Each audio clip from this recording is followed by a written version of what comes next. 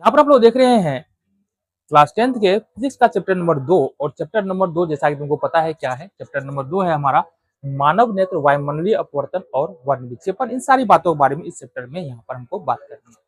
हमने बात किया कि मानव नेत्र क्या होता है, यानी कि हमारा जो आंख होता है ना वो क्या होता है, और साथ ही साथ हमारे आंख में कौन कौन से भाग होते हैं। अब थोड़ा सा हमको समझना है कि मानव नेत्र आखिर काम कैसे करता है, किसी वस्तु को हम लोग कैसे देख पाते हैं, या मानव नेत्र का जो भी भाग देखा है हमने, वस्तुओं को देखने में उस भाग का क्या इंपॉर्टेंस है। जैसे कि आइरिस हो गया, मानव नेत्र में एक लेंस होता है जिसको नेत्र लेंस कहते हैं। रेटिना हो गया, पुतली हो गया, सिलियरी मांसपेशी हो गया, ठीक है, कॉर्निया हो गया। इन सारे जो मानव के आंख के भाग है, इनका काम क्या है हमारे यहाँ, ठीक है। आओ जरा एक एक करके हम इन सारी बातों के बारे में बात करें। तो जैसा कि यहाँ पर ये हमारा मानव नेत्र है ना। मानव नेत्र का जो संरचना होता है लगभग इसी प्रकार का होता है। ये 2D फिगर है, 3D फिगर नहीं है, ठीक है। अब सवाल उठता है कि हम वस्तु को देखें कैसे। ध्यान से देखना कि सपोज हमारे पास एक वस्तु यहां पर है, एक वस्तु यहां पर है, ठीक है, एक वस्तु यहां पर है। इस वस्तु से प्रकाश निकला, इस वस्तु से प्रकाश निकला, और सबसे पहले यह प्रकाश कहां पर पड़ने वाला है, सबसे पहले यह प्रकाश पड़ेगा यहां पर कॉर्निया पे। हमने बताया था मानव नेत्र का सबसे बाहरी भाग क्या होता है, मानव नेत्र का सबसे बाहरी भाग होता है श्वेत पटल, जो सफेद अपारदर्शी चमड़े का बना होता है, ठीक है। और श्वेत पटल का जो अगला भाग होता है यह पारदर्शी होता है, पारदर्शी होता है, तो उभरा हुआ होता है। तो श्वेत पटल का अगला पारदर्शी भाग को हम लोग क्या बोलते हैं, हम लोग बोलते हैं कॉर्निया। तो सबसे पहला जो वस्तु है, वस्तु का प्रकाश, वस्तु से प्रकाश निकल के कहां पर पड़ेगा, कॉर्निया पे पड़ेगा। इतना बात समझो। अब कॉर्निया क्या करेगा, कॉर्निया पर यहां से कुछ प्रकाश तो आंख के अंदर चला जाएगा और कुछ प्रकाश यहीं से रिफ्लेक्ट हो जाएगा, क्योंकि कॉर्निया हमारा सफेद होता है। तो इस वजह से क्या होगा कि कुछ प्रकाश यहां से रिफ्लेक्ट हो जाएगा, यानी परावर्तित हो जाएगा, और कुछ प्रकाश जो है हमारे आंखों के अंदर प्रवेश करने वाला है, कुछ प्रकाश हमारी आंखों के अंदर प्रवेश करने वाला, ठीक है। अब यहां पर काम आता है जब कॉर्निया से प्रकाश आगे बढ़ता है, तो यहां पर होता है तुम्हारा एक, देखो ये, इसको बोलते हैं आइरिस, दोनों तरफ इसको भी बोलते हैं आइरिस, ठीक है। और यहां पर एक छोटा सा छिद्र होता है, ये वाला, जिसको बोलते हैं पुतली। क्या बोलते हैं, इसको बोलते हैं पुतली। अब समझो, जैसे ही प्रकाश यहां से आगे बढ़ता है, तो ऐसा नहीं है कि जितना वस्तु से प्रकाश आया सबका सब आंख के अंदर भेज दे, कि ऐसा नहीं होता है। आंख में प्रतिबिंब बनने के लिए प्रकाश की जितनी मात्रा चाहिए होता है उतना ही प्रकाश अंदर जाएगा, और ये प्रकाश को रोकने का काम कौन करता है, ये हमारा आइरिस और पुतली मिल करके करता है। ये जो यहाँ पर छोटा सा छिद्र होता है ना, ये जो छिद्र दिख रहा है, छोटा सा छिद्र होता है, इसको पुतली बोलते हैं। और पुतली आवश्यकता अनुसार छोटा बड़ा होता है। जैसे सपोज किसी अंधेरे कमरे में बैठे हुए हैं, तो इस समय क्या होगा, हमारे पुतली का आकार जो है वो बढ़ जाएगा, जिससे जितना अमाउंट में प्रकाश चाहिए हमको वस्तुओं को देखने के लिए, उतना प्रकाश हमारी आंख के अंदर में जाएगा। अंधेरे कमरे में समझना, तो अंधेरे कमरे में क्या हुआ, पुतली का आकार बढ़ गया। अच्छा, पुतली का आकार को बढ़ाया कौन, पुतली के आकार को आइरिस बढ़ाता है। आइरिस क्या करता है, खींचता है और सिकुड़ जाता है, खींचता है सिकुड़ता है, जिससे प्रकाश कम ज्यादा आंख के अंदर हो जाता है।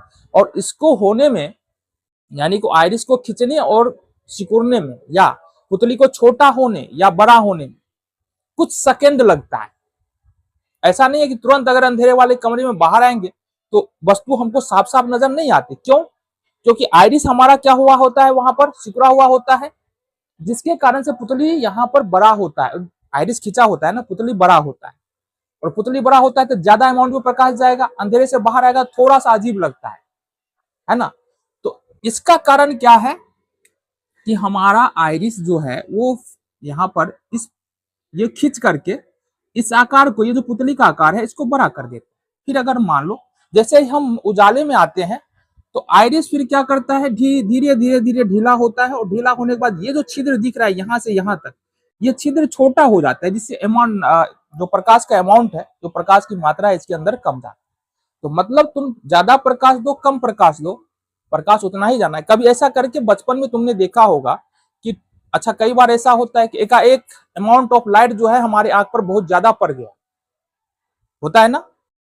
जैसे कि हम अगर मान लो बाइक चला रहे हैं या पैदल भी चल रहे, तो एकाएक अगर कोई गाड़ी का लाइट जो है, हेडलाइट जो है, अगर फोकस हो जाए पर, तो एकाएक आंख बंद हो जाता है। ऐसा क्यों होता है? या अगर आंख खुला भी होता है तो हमको दिखना बंद हो जाता है। तो ऐसा इसलिए होता है कि जब बहुत सारा लाइट एक बार में आंख के अंदर जाना चाहता है ना, तो पुतली बिल्कुल ही क्या होता है, बंद कर देता है। उसको समझ में नहीं आता है, क्योंकि काम इतना जल्दी हो रहा होता है, तो यहाँ पर हमारे दिमाग को समझ में नहीं आता है, जिसके कारण पुतली क्या करता है, ये आइरिस बिल्कुल ही क्या करता है, पुतली को ढक देता है। मतलब वो जो छिद्र है प्रकाश जाने के लिए, इसको बिल्कुल ही ढक लेता है। ठीक है, तो तीन बातें देखा हमने कि पुतली और आइरिस का काम क्या है। पुतली और आइरिस का काम है आंख में जाने वाली प्रकाश की मात्रा को कंट्रोल करना। जैसे ही अंधेरे कमरे में जाएंगे, आइरिस क्या होगा, खींचेगा, पुतली बढ़ जाएगा। जैसे ही हम उजाले वाले कमरे में जाएंगे, ठीक है, हम ये बात नोट करते हुए चलते हैं, ध्यान से देखना। आइरिस का काम, आइरिस का काम क्या है, पुतली को छोटा या बड़ा करना। ध्यान से देखना, पुतली को छोटा या बड़ा करना, ये आइरिस का काम। पुतली का काम क्या है, ध्यान से देखना, पुतली का काम है आंख के अंदर प्रकाश की मात्रा को नियंत्रित करना, आंख के अंदर प्रकाश को भेजना। ये समझो, ये एक्यूरेट हो सकता है। ठीक है, पुतली से होकर आंख में प्रकाश प्रवेश करता है, पुतली को नियंत्रित करने का काम आइरिस करता है। ठीक है, दो बातें। अब यहां पर कुछ बातें हैं, जैसे अंधेरे कमरे में, अंधेरे कमरे में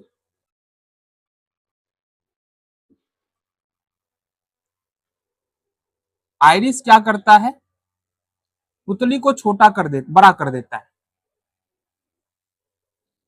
पुतली को बड़ा कर देता है। ठीक है, और जैसे पुतली को बड़ा करता है तो अधिक प्रकाश, अधिक प्रकाश आंख के अंदर जाता है। अधिक मतलब इतना प्रकाश जाता है जिससे कि वस्तु का प्रतिबिंब बन सके हमारे रेटिना पर, स्पष्ट रूप से हम वस्तुओं को देख सके। बातें क्लियर है? और कुछ बातें हैं। अच्छा, जब अंधेरे कमरे से बाहर आए तो क्या हुआ, अंधेरे कमरे से बाहर आने की स्थिति में क्या होता है हमारे साथ, अंधेरे कमरे से बाहर आने की स्थिति में क्या होता है, तो जैसे ही अंधेरे कमरे से हम बाहर आते हैं, पुतली धीरे धीरे छोटा होता है, पुतली धीरे धीरे छोटा होता है। ठीक है, ये बातें हो, पुतली क्या होगा, धीरे धीरे छोटा हो जाएगा, जिससे फिर से हमको उतना ही अमाउंट ऑफ लाइट मिलेगा, उतना ही प्रकाश मिलेगा जितना कि हमको, हमारे आंख को चाहिए था प्रतिबिंब बनाने के लिए। बातें समझ में आ रही है? क्लियर समझो, आगे बढ़ते हैं। आ जाओ जी, अब देखो, अचानक हमारे आंख पर, अचानक आंख पर अधिक प्रकाश पड़े, अधिक प्रकाश पड़े तो क्या होता है? ठीक है, क्योंकि देखो हमारे शरीर के किसी भी अंग में जो है ना, इंस्टेंट एक्शन होता है। जब अचानक कुछ होता है और हमारे लिए वो सही नहीं है, तो इंस्टेंट एक्शन होता है। जैसे अगर मान लो तुमने किसी कील पर पैर रखा, तो पैर अपने आप जल्दी से हटेगा वहां से। तुमने अगर गर्म वस्तु को छुआ, तुमको पता नहीं है वस्तु गर्म है, सपोज ये मार्कर गर्म है, या ऐसा कोई लोहे का कील है वो गर्म है, जैसे हमने छुएंगे छुएंगे तो तुरंत हाथ हटेगा। ये हमारे मस्तिष्क में ऐसा है, मस्तिष्क की बनावट ऐसी है, जिसके कारण ये सारी सारी घटनाएं होती है। हालांकि इसके बारे में डिटेल से हम लोग वर्णन कहाँ करेंगे, बायोलॉजी के अंदर में वर्णन करेंगे। ठीक है, प्रतिवर्ती क्रियाएं, प्रतिवर्ती चाप, ये सब पढ़ेंगे तो वहां पर हम इसको बेहतर तरीके से समझ पाएंगे, किस प्रकार से हमारा मस्तिष्क और हमारा शरीर पूरा रिएक्शन करता है ना। फिलहाल यहाँ पर इतना समझो कि जब अधिक मात्रा में, एकाएक अधिक मात्रा में हमारे आंख पर प्रकाश पड़ता है तो हमारे मस्तिष्क को समझ में नहीं आता। मस्तिष्क क्या होता है? समझने में असमर्थ होता है, असमर्थ होता है, जिसके कारण आइरिस पुतली को बहुत छोटा या बंद कर देता है, बहुत छोटा या बंद कर देता है। समझो बात। एकाएक बहुत प्रकाश पड़ा, समझ में नहीं आया दिमाग को ये हो क्या रहा है, क्योंकि प्रकाश तो उसको एक फिक्स अमाउंट में चाहिए प्रतिबिंब बनाने के लिए। तो इस स्थिति में क्या करेगा कि ये जो हमारा आइरिस है, दिमाग भेजेगा आइरिस को इंफॉर्मेशन, भाई बंद करो, क्या समझ में नहीं आ रहा है, क्या करना है। तो आइरिस फटाफट बंद कर देगा, पुतली को इतना छोटा कर देगा तुमको कुछ दिखेगा नहीं। जैसे कि टॉर्च ले लो, अपने आंख पर जलाओ, देखो क्या होता है, कुछ समय तक कुछ नहीं दिखाई देगा, क्योंकि आइरिस बिल्कुल ही छोटा हो चुका होता है, तो वो उतना लाइट चाहिए ही नहीं उसको। बातें समझ में आ रही है? चलो, तो यहां से हमको पुतली आइरिस का काम समझ में आ गया। प्रकाश यहां से पुतली से होते हुए, थोड़ा इसको हम ये कर दे छोटा, तो पुतली से होते हुए आगे बढ़ा और आया नेत्र लेंस पे। कहां पर आया? नेत्र लेंस पे। अब नेत्र लेंस से प्रकाश का अपवर्तन हुआ, नेत्र लेंस से प्रकाश का यहां पर अपवर्तन हुआ। नेत्र लेंस से प्रकाश का अपवर्तन होता है, और अपवर्तन होने के बाद जो इमेज का फॉर्मेशन होता है ना, वो कहां पर होता है? यहां पर रेटिना में। इमेज का फॉर्मेशन होता है रेटिना में, इस प्रकार से। अब तुम बोलोगे इमेज तो बन गया वस्तु का, लेकिन जो क्या ये जो इमेज बन रहा है, ये सीधा बन रहा है कि उल्टा बन रहा है? ये जो इमेज बन रहा है, ये सीधा बन रहा है कि उल्टा बन रहा है? बोलोगे उल्टा बन रहा है।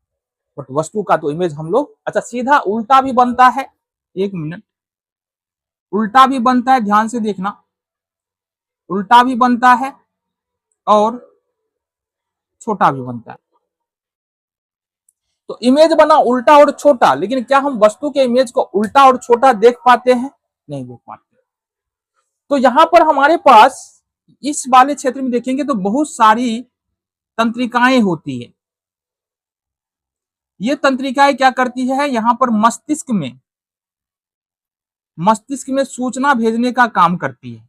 और हमारे मस्तिष्क के पास, जैसे देखो वस्तु है, यहां से हमारे पास क्या है, ये श्वेत पटल, श्वेत पटल में आगे का भाग क्या होता है? कॉर्निया, कॉर्निया से कुछ प्रकाश का परावर्तन हुआ, प्रकाश अंदर पहुंचा, तो यहाँ पर आइरिस और पुतली उसको कंट्रोल करेगा प्रकाश का। आगे लेंस से टकराया, लेंस से टकराने के बाद अपवर्तन हुआ, अपवर्तन होने के बाद रेटिना पर वस्तु का प्रतिबिंब बना, और जो प्रतिबिंब बना वो बना उल्टा और छोटा। अब ये इंफॉर्मेशन तंत्रिकाओं के माध्यम से हमारे कहां पर गया? मस्तिष्क में। मस्तिष्क में, हमारे मस्तिष्क में ऐसी क्षमता होती है कि वस्तुओं को सीधा, और वस्तु जितना बड़ा है वास्तविक आकार को देख पाता है। ये सूचनाएं को क्या करता है?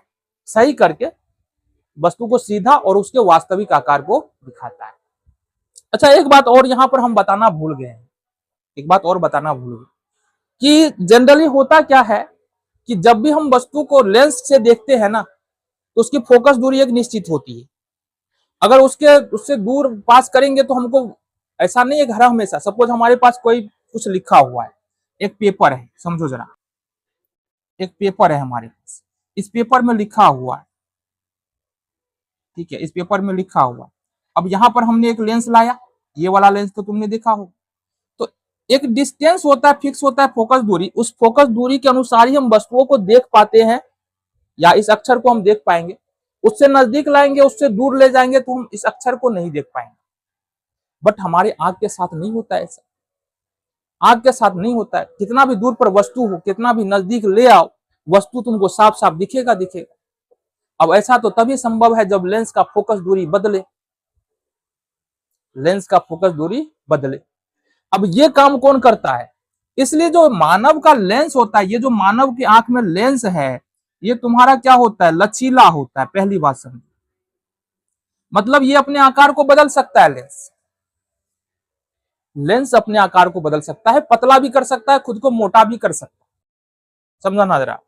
और ये है सिलियरी मांसपेशी, सिलियरी मांसपेशी, ये कभी खिंचता है कभी सिकुड़ता है, ये कभी खिंचता है और कभी सिकुड़ता है। अब समझना जरा होता क्या है, अब समझना जरा होता क्या है। हम चलो इसको मिटा लेते हैं क्योंकि इसकी जरूरत ना, समझना। सपोज सपोज सपोज ये हमारा आंख है, ठीक है, यहां पर हम बना लेते हैं, चलो ये हो गया हमारा कॉर्निया, ये हमारे आंख के अंदर जो है ये नेत्र लेंस है, ठीक है, समझना जरा, पतला बना लेते हैं, ये हमारी आंख के अंदर नेत्र लेंस है। अब जो दूर से प्रकाश आ रही है ना, समझना जरा, जो दूर से प्रकाश आ रही है ना, वो बिल्कुल समांतर आएगी, और इस स्थिति में वस्तु का प्रतिबिंब बनाने के लिए क्या होना चाहिए कि फोकस दूरी अधिक होना चाहिए। इस स्थिति में होगा क्या, ये जो हमारा ये जो सिलियरी मांसपेशी है यहाँ पर ये लेंस को खींच देगा, लेंस को जैसे ही खींचेगा तो लेंस पतला होगा, और लेंस पतला होगा तो फोकस दूरी बढ़ जाएगा। क्या होगा, फोकस दूरी बढ़ जाएगा, और इस तरह से हम क्या करते हैं, वस्तु का प्रतिबिंब एग्जैक्टली क्या करते हैं, यहां पर हम रेटिना पर बना पाते हैं। बातें समझ में आ रही है। हमने क्या कहा कि जब भी दूर से प्रकाश यहां पर जा रहा है तो फोकस दूरी अधिक होना चाहिए, और पतले लेंस की फोकस दूरी अधिक होती है, ये भी बात समझो, पतले लेंस की फोकस दूरी अधिक होती है। ये लेंस जो है अपना आकार बदल सकता है, बदलने के लिए लचीलापन होता है इसमें। सिलियरी मांसपेशी क्या करता है, लेंस के आकार बदलने में मदद करता है, ठीक है। तो जैसे ही वस्तु दूर है तो सिलियरी मांसपेशी खींच गया, सिलियरी मांसपेशी लेंस को खींचा तो लेंस हुआ पतला, और लेंस पतला हुआ, फोकस दूरी बढ़ा, और फोकस दूरी बढ़ने के कारण प्रतिबिंब हमको यहां पर एक बार फिर से हमारे रेटिना पर बिल्कुल उसी तरह से प्राप्त हो जाता है। अब क्या होगा, अब क्या होगा, अब जैसे जैसे हम इधर की ओर बढ़ते जाएंगे, जैसे जैसे हम इधर की ओर बढ़ते जाएंगे, मतलब आंख की ओर वस्तु चलता हुआ चला जाएगा, वैसे वैसे क्या होगा, ये जो हमारा सिलियरी मांसपेशी है, ये जो सिलियरी मांस, यहां पर देखना, ये जो सिलियरी मांसपेशी है ये लेंस को ढीला छोड़ेगा, लेंस को ढीला छोड़ेगा, तो लेंस धीरे धीरे धीरे धीरे मोटा होता जाएगा, और धीरे धीरे जैसे जैसे मोटा होगा उसकी फोकस दूरी धीरे धीरे घटती चली जाएगी, धीरे धीरे फोकस दूरी घटती चली जाएगी। इस वजह से होगा क्या कि हमारा प्रतिबिंब कभी यहां पर नहीं बनने वाला है, कभी यहां पर नहीं बनने वाला है, प्रतिबिंब हमेशा यहां पर ही बनेगा, यहां पर ही बनेगा। तो चलो भाई ये तो समझ में आ गया हमको, बट यहां पर एक बात हमको नोट करना जरूरी है, समझना, दूर वस्तु जब होता है तो क्या होता है ये समझना। जब कोई वस्तु दूर होती है तो इससे आने वाली समांतर किरणें, आने वाली समांतर किरणों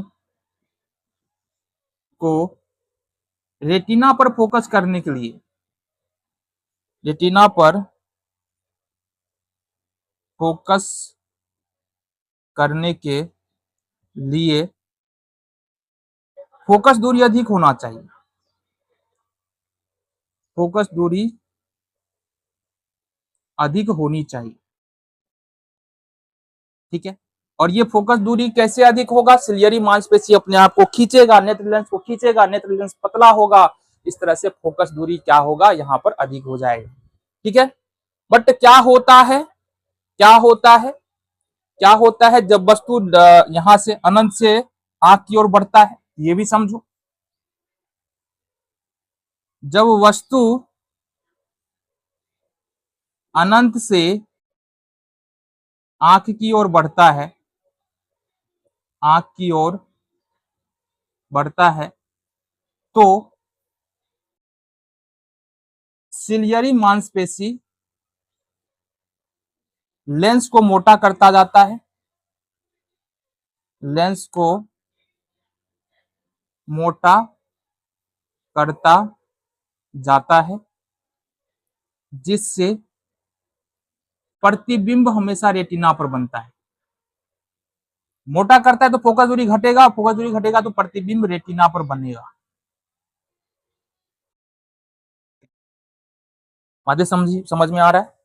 हमने कहा अनंत पर जो वस्तु होगा, अनंत पर जो वस्तु होगा उससे आने वाली प्रकाश किरणों को रेटिना पर फोकस करने के लिए फोकस दूरी का अधिक होना जरूरी है, और फोकस दूरी अधिक करने के लिए ये जो सिलियरी मांसपेशी है ये खींचेगा लेंस को, पतला हो जाएगा, बन गया रेटिना प्रतिबिंब। जैसे जैसे हम वस्तु को आंख की ओर लेते जाएंगे तो फोकस दूरी को कम करना पड़ेगा, और ये काम जो है फिर से एक बार सिलियरी मांसपेशी करता है कि लेंस का जो लेंस को पहले जो खींच रखा था अब धीरे धीरे छोड़ेगा उसको, लेंस मोटा होता जाएगा, धीरे धीरे फोकस दूरी कम होती जाएगी, और इस वजह से हमारा प्रतिबिंब यहाँ पर ही बनने वाला है। अच्छा, एक बात और यहाँ पर देखना, समंजन क्षमता, एक होता है समंजन क्षमता। समंजन क्षमता क्या होती है? समंजन क्षमता क्या होती है?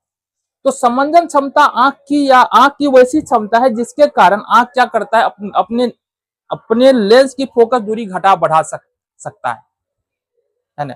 या नेत्र आंख की वैसी क्षमता जिसके कारण सिलियरी मांसपेशी नेत्र लेंस की फोकस दूरी घटा बढ़ा कर अनंत और नजदीक रखी वस्तुओं का प्रतिबिंब स्पष्ट रूप से रेटिना पर बनाता है, इसको हम लोग समंजन क्षमता कहते हैं। तो हम इसको क्या लिख सकते हैं, वैसी क्षमता जिसके कारण मानव आंख में उपस्थित लेंस अपने फोकस दूरी में बदलाव कर नजदीक और दूर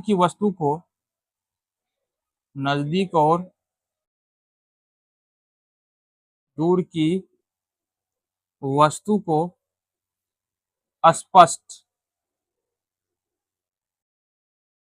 देख सकता है।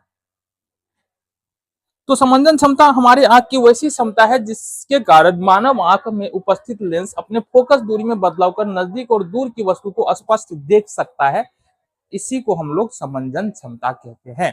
समंजन क्षमता के कारण ही क्या होता है, आंख के समंजन क्षमता के कारण ही कितना भी वस्तु दूर रखा हो या कितनी भी वस्तु को पास रख लो, हमेशा तुमको वस्तु जो है साफ साफ यहाँ पर दिखने वाला है। आई होप तुमको ये बातें जो आंख का हमारा क्रिया विधि होता है ये पूरा समझ में आ गया। आगे बढ़ते हैं।